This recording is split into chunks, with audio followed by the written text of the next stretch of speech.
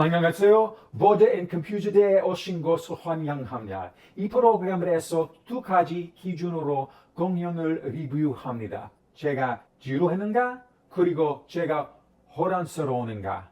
오늘의 공연은 퍼블릭 시어터에서 상연 중인 밥 먹니? Did you eat?입니다. Now, before I get into this, please take a moment to like, comment, and subscribe. It really helps me grow this channel and make more videos about all the great theater that is going on in New York City. So, today's show, Did You Eat? Or 밥 먹니?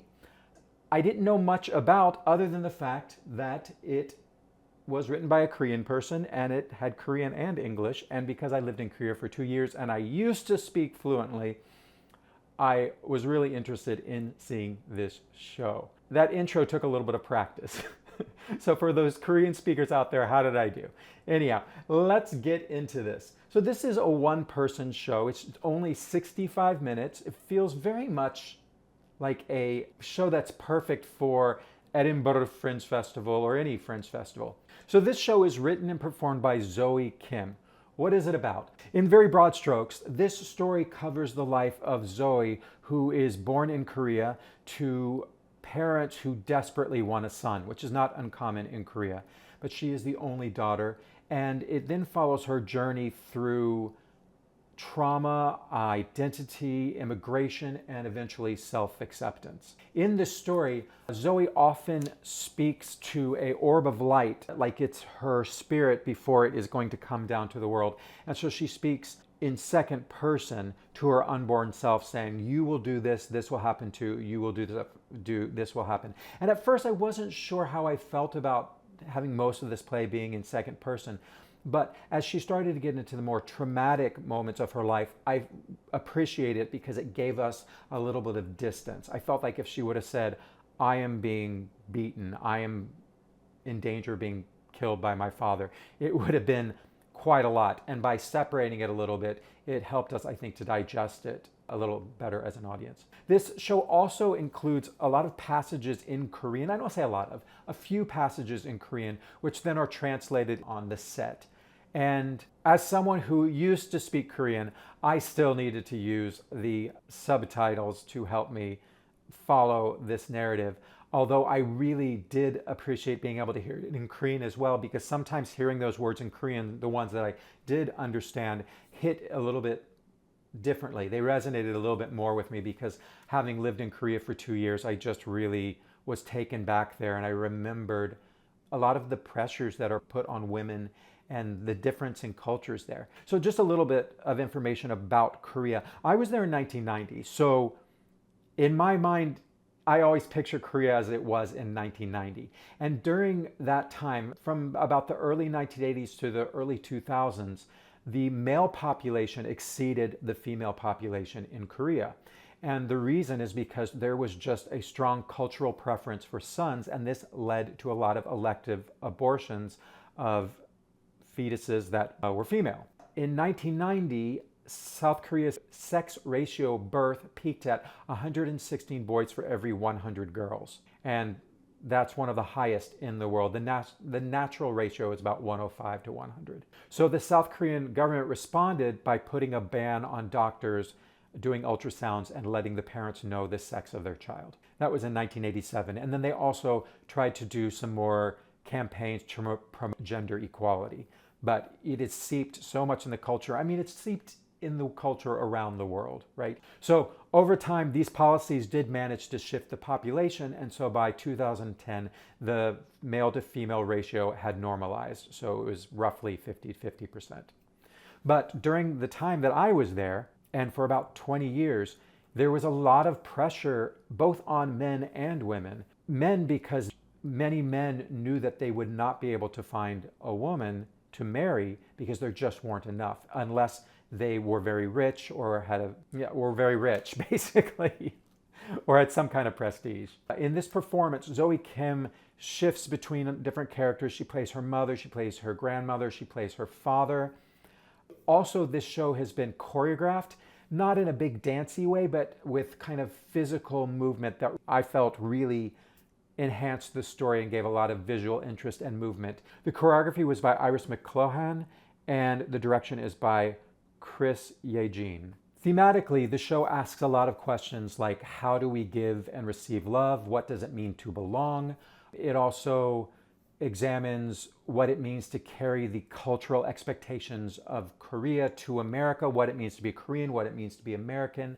And also, what I love, the title of the show, is how a phrase like "did you eat" subtextually can mean so many different things, especially for a parent who finds it difficult to express their love to their child. So overall, I really enjoyed the show. I have a few minor quibbles. One of the issues I had is I wasn't always sure exactly where we were in space and time in Zoe's life. I believe at like 16 or 18, she left Korea and went to America. She went to a boarding school, and then later she went to a university. So she basically began her American life in her teenage years. But I sometimes was a little confused with the details. I wanted more details about the boarding school. Where was it in the US? How many people were there? Were they all Koreans? Was it a Korean boarding school? I just wanted a little more context so that I could really more fully immerse myself in her experience and understand better what she was going through. And sometimes the time jumps I didn't always follow, or was like, are we still in Korea? Is this a interaction with her mother or father while she was in Korea, or is it on the phone, or is it in the US? Also, this show, I think, might benefit from a little bit of honing in of the ideas. It has a lot of ideas. A lot of things are being thrown at the audience, especially, I think, for maybe people who aren't familiar with Korean culture. A lot of this is going to be news to them. And so what I really longed for was, by the time we get to the end of the show, I really wanted to feel like I had gone on a journey, that I arrived in a better place, or which we do. Zoe's in a better place by the end of the show, but I wanted something that I could apply more in my life, some kind of epiphany, some kind of larger lesson, or something that I could really hang my hat on and be like, oh, wow, that's revelatory. That's why I've spent 60 minutes in this theater with this person, so that I could then arrive at this conclusion or this catharsis. I was glad I brought a non-Korean speaking friend with me who didn't know anything about Korean culture, because there is one moment in the show that he was confused by. For the most part, when Zoe is speaking in Korean, it's very short dialogue that can be easily just as short sentences that can be projected on the set. But there is one section where Zoe goes to see a counselor, and she tells the counselor about the abuse she's been receiving at home from her father primarily. And she then becomes her mother, and she responds to the counselor as the mother. And she does it with a Korean accent, playing her mother. But what was being projected on the wall was writing in Korean that, because I could read Korean, I was like, oh, that's the letter that the mom wrote to the counselor. And my friend didn't understand that. He thought that the mother could speak English. So that was just one place of confusion, I think, for non-Korean speakers, that you should know that the mother does not speak English. But if she did, Zoe's like, this is probably what she'd sound like.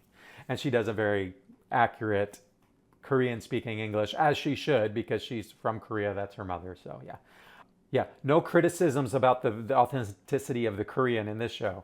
So was I bored? Was I confused? Bored? Not at all. This is a short show, and even though the material is very heavy, I was fascinated by it. Also, just because it all rang very true to me from my experience having lived in Korea.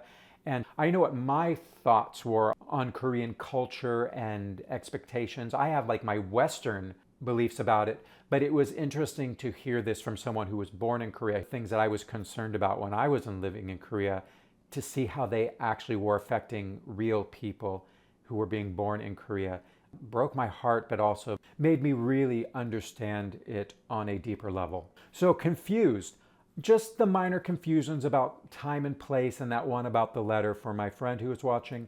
But, overall, the confusions are minimal, and I feel like with a little more detail in this show, those would go away very easily. So yeah, not bored at all, only a little bit confused. Overall, I really, really enjoyed this show. So, You should go check out Did You Eat 밥 먹니? If you're interested in solo performances, you know I love a one-person show. This one is no exception. I really had a great time with this. If you're interested in Korean American culture, identity, immigrant identity, family trauma, healing, the difference between the cultures of both places. Also go if you are okay with subject matter that does deal with childhood trauma. This show is not just fun, entertaining, fun kind of show. It's dealing with a lot of deep issues, but done in a very entertaining way, I thought. Also, if you love physical theater, you'll want to check this out. And if you like bilingual theater, you want to see how it can be done very successfully, this is a great example of it. You may want to temper your expectations if you want to see a show where it's just a lot of laughter and a lot of funny and it's escapist, not this. And if you need really detailed scene work, this is more dealing with broader ideas and emotions. This piece prioritizes feeling and memory over descriptive realism. And if you're uncomfortable with content covering abuse, self-harm, heavy parent-child or heavy parent-child conflict, this may be a show that isn't for you. But I hope it is for you. I hope you go check this out because I really enjoy it. I do hope you go check this out. I really enjoyed it. I've loved her performance and found it fascinating. And I'm hoping, I didn't mention this, because it's so choreographed and memorized, I saw it in a preview. And so it still felt like she's doing the choreography, she's doing the memory. But I'm hoping as the show progresses that she finds a lot more space in it, to be a little more free with it. Because I think this show would really benefit from feeling a little bit more like it was off the cuff and not so rehearsed. But I think she will get there very quickly as she performs this show for live audiences. So go check this out and let me know what you thought. Oh, where can you get tickets? So I got a press ticket for this. Thank you, Public Theater. But if you want to get tickets, you can get them here. All right, thanks again for watching, and I will see you at the next one. Bye-bye. Engage, keep me amused with what's in front of me.